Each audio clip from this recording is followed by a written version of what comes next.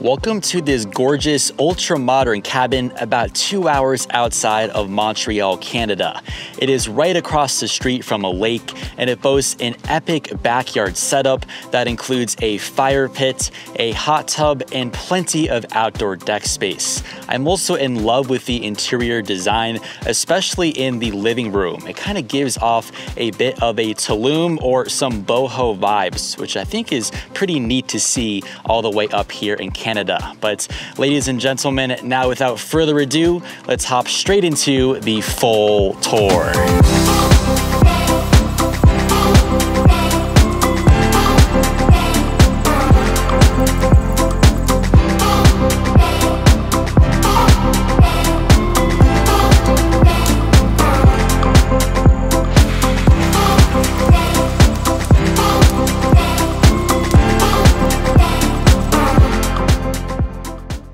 Welcome to this gorgeous design home in Canada.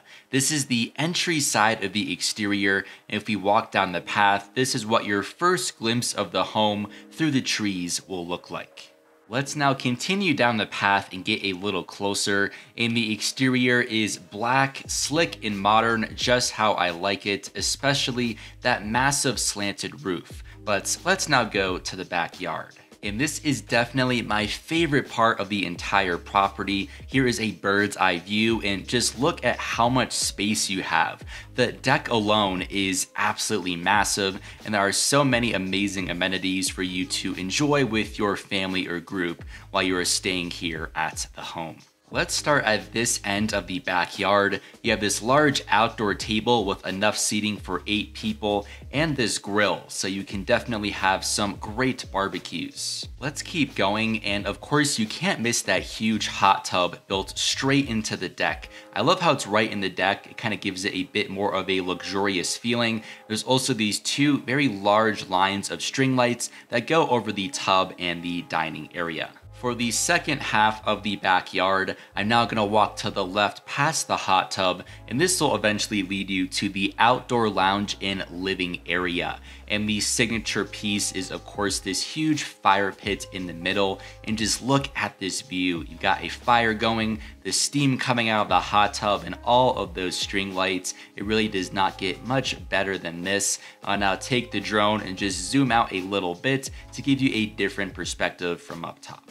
The last thing I'll mention for this area is just look at the sheer amount of wood that is provided. I visited here in mid-October and it was just starting to get chilly, so if you're staying during the winter months, you will definitely have no shortage of supplies.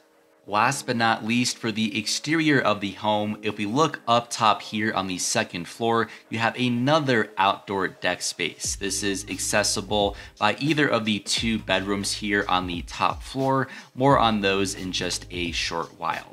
Now, before we head inside, I'll briefly touch on the surrounding area. You have access to the owner's private club shown here. You can do activities such as using the tennis courts, the pool, or even take out some kayaks and other boats here on Lake Superior. This is all just a short walk away from the home. But that's it for everything on the exterior. We've covered quite a bit, so I'm now going to open up this door and let's go and see the interior. And welcome inside. Definitely a very open floor plan. This will take you immediately to both the living room and the kitchen. They're all in the same area. But let's first start in the living room. I especially really love the cement floors and walls. Gives it a bit more of an industrial or a modern feeling to it. And a lot of the furnishings and the other decorations kind of have more of that boho style. This is one half of the super cushiony and comfortable white couch, and you can't miss that huge smart TV in the middle. In this corner then, you have a small collection of books and some other decorations. I'll grab some firewood from that big batch there in the back and begin to slowly load up this fireplace. And now we're all good to go. I love this fireplace and the design. It's super modern and futuristic looking, definitely one of my favorites, and I'm beginning to see it in a few more Airbnbs lately. When I'm ready to design my own place someday, I would definitely love one of these.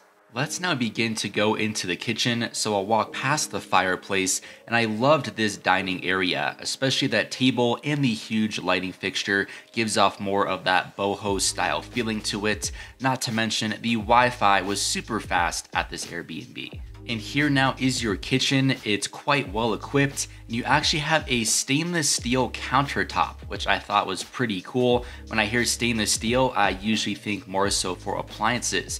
But in terms of your appliances, you do have a toaster oven and then an oven and dishwasher, both seen here. I'll walk to the left and open up this door next to the fridge and freezer, and back here you can find more storage space, and there's also a microwave waiting for you.